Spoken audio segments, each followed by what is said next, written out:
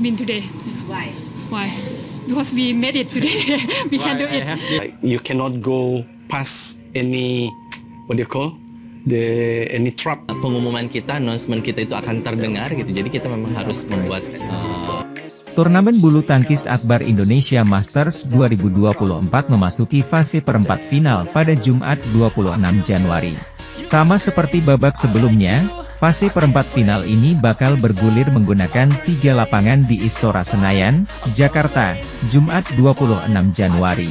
Terhitung, ada 7 wakil tuan rumah yang siap tampil di semua nomor pertandingan perempat final Indonesia Masters 2024.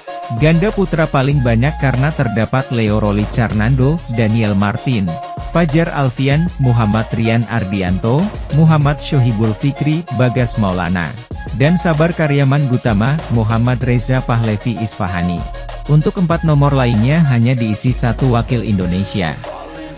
Mereka semua adalah Anthony Sinisuka Ginting, Tunggal Putra, Gregoria Mariska Tunjung, Tunggal Putri, Lani Cia Mayasari, Ripka Sugiarto, Ganda Putri, dan Rehan Naufal Pusarjanto, Lisa Ayu Kusumawati, Ganda Campuran. Khusus Anthony Ginting yang berstatus sebagai unggulan ketiga dalam turnamen bakal menghadapi tunggal putra andalan Singapura Loh Kim Yu.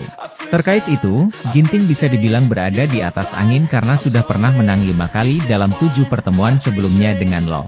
Sementara pada laga lainnya, terdapat ganda putra unggulan ketiga Fajar Alfian, Muhammad Rian Ardianto yang akan menghadapi Muhammad Shohibul Fikri, Bagas Maulana. Laga ini diyakini tidak kalah seru karena keduanya merupakan rekan senegara dan sering latihan bersama di pelatnas PBSI. Di sisi lain, ganda putra Fajar Alfian, Muhammad Rian Ardianto melaju ke perempat final turnamen bulu tangkis Daihatsu Indonesia Masters 2024.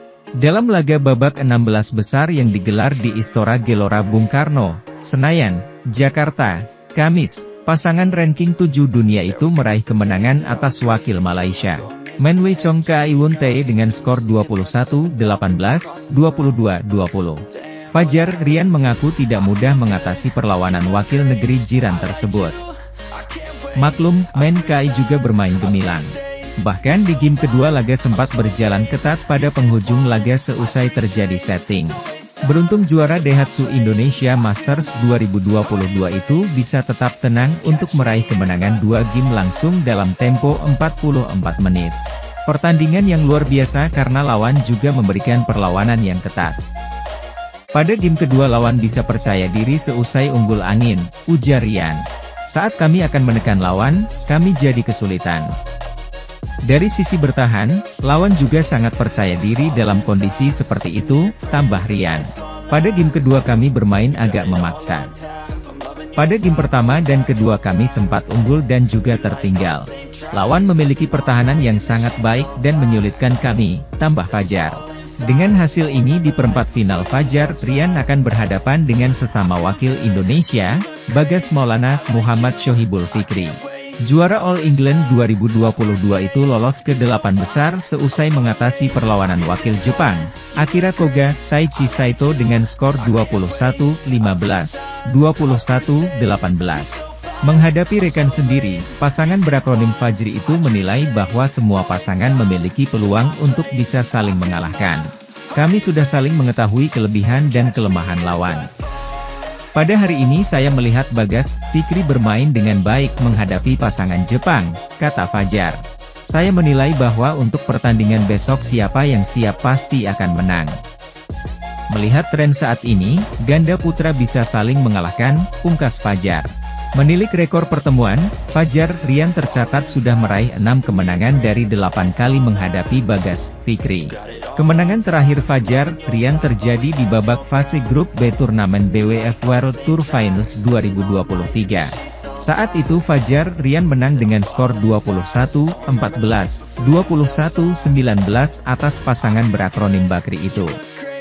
Tunggal putra Indonesia, Jonathan Christie, gagal mempertahankan gelar juara setelah kandas di babak 32 besar Indonesia Masters 2024 dengan cara yang pahit. Bukan start yang mudah bagi Jonathan untuk mengawali laga perdananya di babak pertama Indonesia Masters 2024 yang bergulir di Istora Senayan Jakarta, Indonesia, Rabu, 24 Januari 2024. Bertindak sebagai tuan rumah dan pemain unggulan, dia harus berjibaku melawan Lu Guangzhou, Cina, sejak game pertama dimulai.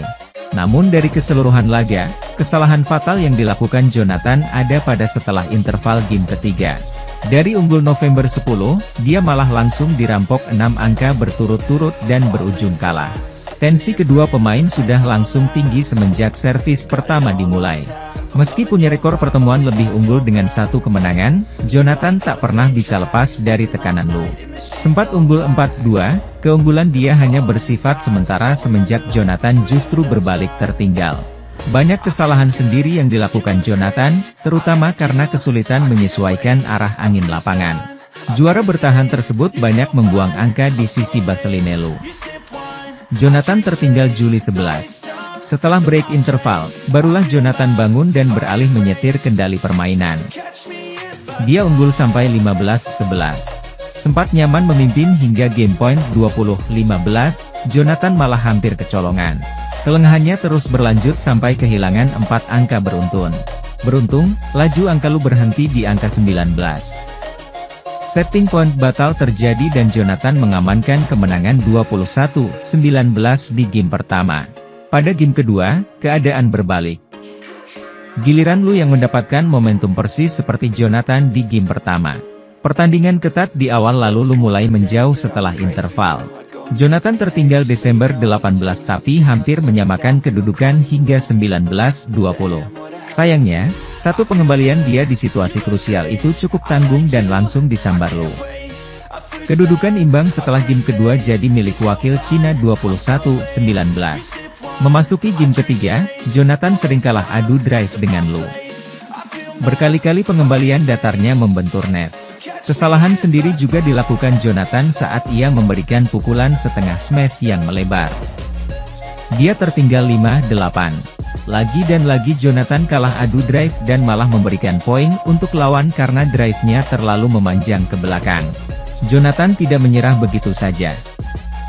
Dia menunjukkan tekad pantang menyerah dan berupaya terus mengejar hingga malah berbalik unggul November 10. 4 angka terakhir diraih secara beruntun olehnya.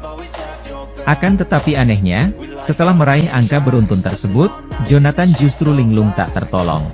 Dari unggul November 10, dia malah berbalik kehilangan angka sampai November 17. 6 poin terakhir selalu terjadi akibat kesalahan Jonathan. Posisi Jonathan makin sulit ketika dia sudah tertinggal 16-19.